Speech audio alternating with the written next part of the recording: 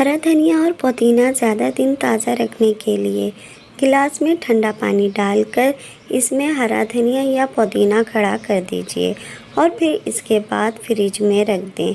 हफ्तों ताज़ा रहेगा।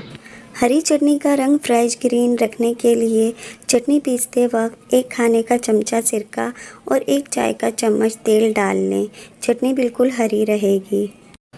बच्चों को वॉमिटिंग या मोशन हो रहे हों तो एक ताज़ा अंडे की सफ़ेदी साफ़ पानी में फेंट लें और दालचीनी मिलाकर बच्चे को पिलाएं। इंशाल्लाह फ़ायदा होगा। अगर कपड़े के ऊपर बॉल पॉइंट पेन की स्याही का धब्बा लग जाए तो कपड़े के नीचे धब्बे वाली जगह पर अखबार रखें और रुई की मदद से धब्बे के ऊपर थिनर लगाकर रगड़ें। धब्बा फैलकर अखबार के अंदर जज्ब हो जाएगा। बाद में कपड़े को अच्छी तरह धो लें। वज़न बढ़ाने के लिए रोज़ाना कम से कम 6 केले खाएं और ऊपर से नीम गर्म दूध पी लें। मिल्क शेक ना बनाएं तो बेहतर है।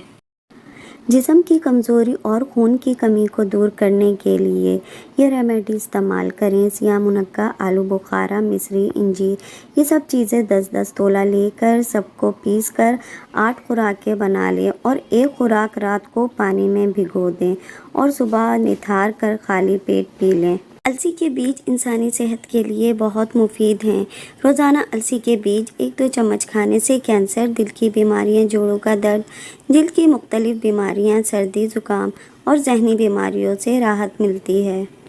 अगर आपके चेहरे पर पिंपल्स का मसला है तो कुछ दिन ऑयली चीज़ें ना खाएं। पानी ज़्यादा पिएं और बेसन में हल्दी, नींबू का रस और दूध मिलाकर चेहरे पर लगाएं। ख़वातीन की कमर का दर्द 8 दिन में बिल्कुल ठीक हो जाएगा। कीकर की गोंद ले लें और इसको पीस कर सफ़ूफ बना लें। हस्बे ज़रूरत सूजी लें। देसी घी में भून कर हलवा बना लें। अब इस गरम हलवे पर गोंद का सफ़ूफ 1 चमचा छिड़क कर सुबह निहार मुँह खाएँ। अगर आप चाहते हैं कि आपके घर में 3 साल तक कॉकरोच ना आए तो इस नुस्खे पर अमल करें। 150 ग्राम बॉइल्ड आलू मैश करके इसमें 1 चमचा बोरिक पाउडर ऐड करके डो बना लें और जहां कहीं भी कॉकरोच आते हैं वहां लगाएं।